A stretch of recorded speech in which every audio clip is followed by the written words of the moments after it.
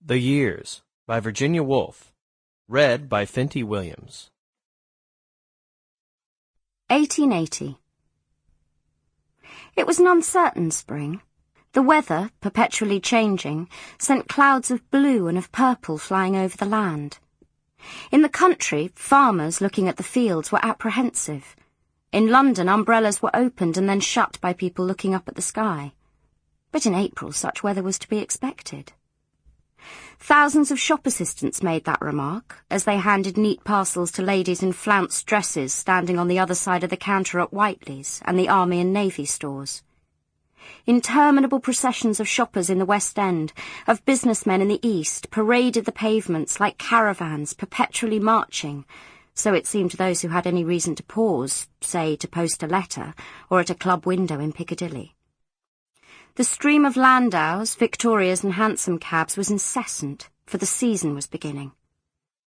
In the quieter streets, musicians doled out their frail and for the most part melancholy pipe of sound, which was echoed or parodied here in the trees of Hyde Park, here in St. James's by the twitter of sparrows and the sudden outbursts of the amorous but intermittent thrush. The pigeons in the squares shuffled in the tree-tops, letting fall a twig or two, and crooned over and over again the lullaby that was always interrupted. The gates at the Marble Arch in Apsley House were blocked in the afternoon by ladies in many-coloured dresses wearing bustles, and by gentlemen in frock-coats carrying canes wearing carnations. Here came the Princess, and as she passed, hats were lifted. In the basements of the long avenues of the residential quarters, servant girls in cap and apron prepared tea.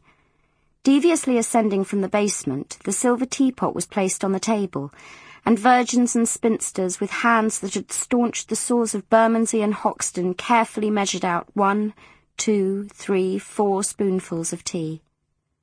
When the sun went down, a million little gaslights, shaped like the eyes in peacock's feathers, opened in their glass cages, but nevertheless broad stretches of darkness were left on the pavement. The mixed light of the lamps and the setting sun were reflected equally in the placid waters of the Round Pond and the Serpentine. Diners out, trotting over the bridge in hansom cabs, looked for a moment at the charming vista. At length the moon rose, and its polished coin, though obscured now and then by wisps of cloud, shone out with serenity, with severity, or perhaps with complete indifference.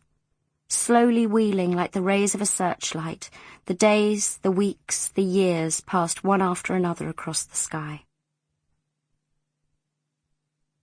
Colonel Abel Pargiter was sitting after luncheon in his club, talking. Sample complete. Ready to continue?